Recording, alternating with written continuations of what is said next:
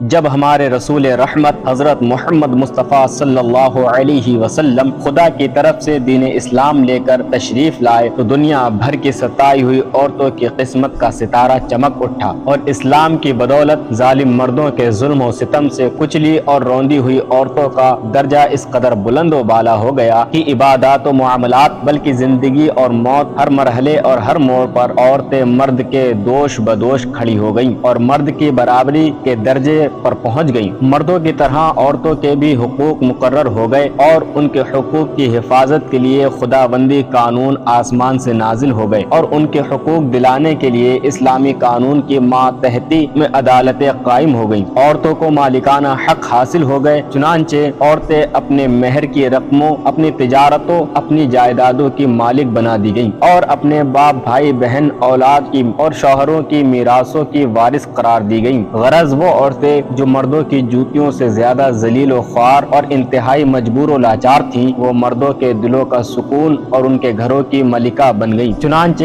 قرآن مجید میں صاف لفظوں میں اعلان فرما دیا، خلق لکم من انفسکم ازواجا لتسکنوا الیہا وجعل بینکم مودۃ ورحمہ۔ اللہ نے تمہارے لیے تمہاری جنس سے بیویاں پیدا کر دیں تاکہ تمہیں ان سے تسکین حاصل ہو اور ان سے تمہارے درمیان محبت و شفقت پیدا کر دی۔ اب کوئی مرد بلا وجہ نہ عورت کو مار پیٹ سکتا ہے، نہ ان کے گھروں سے نکال سکتا ہے، نہ کوئی ان کے مال و اسباب یا جائیداد کو چھین سکتا ہے، بلکہ ہر مرد مذہبی طور پر عورتوں کے حقوق ادا کرنے پر مجبور ہے۔ چنانچہ خداوند قدوس نے قرآن مجید میں ارشاد فرمایا، وَلَهُنَّ مِثْلُ الَّذِي عَلَيْهِنَّ بِالْمَعْرُوفِ۔ عورتوں کے مردوں پر ایسے ہی حقوق ہیں جیسے مردوں کے عورتوں پر اچھے سلوک کے ساتھ، اور مرد کے لیے یہ فرمان جاری کر دیا، وَعَاشِرُوهُنَّ بِالْمَعْرُوفِ، اور اچھے سلوک سے عورتوں کے ساتھ زندگی بسر کرو۔ تمام دنیا دیکھ لیں، دین اسلام نے میاں بیوی کی اجتماعی زندگی کے صدارت اگرچہ مرد کو عطا فرمائی ہے اور مرد کو عورتوں پر حاکم بنا دیا ہے تاکہ نظام خانہ داری میں اگر کوئی بڑی مشکل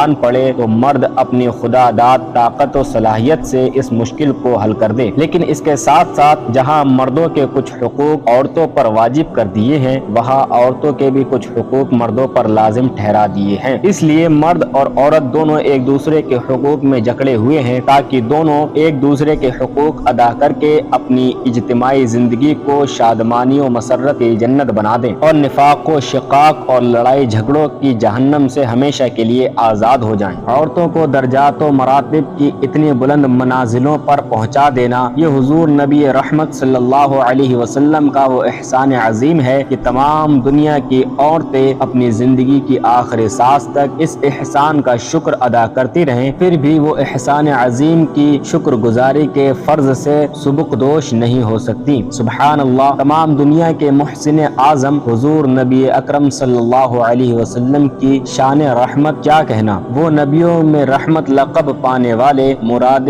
غریبوں کی بر لانے والے، مصیبت میں غیروں کے کام آنے والے، وہ اپنے پرائے کا غم کھانے والے، فقیروں کا مابا، ضعیفوں کا ملجا، یتیموں کا والی، غلاموں کا مولا۔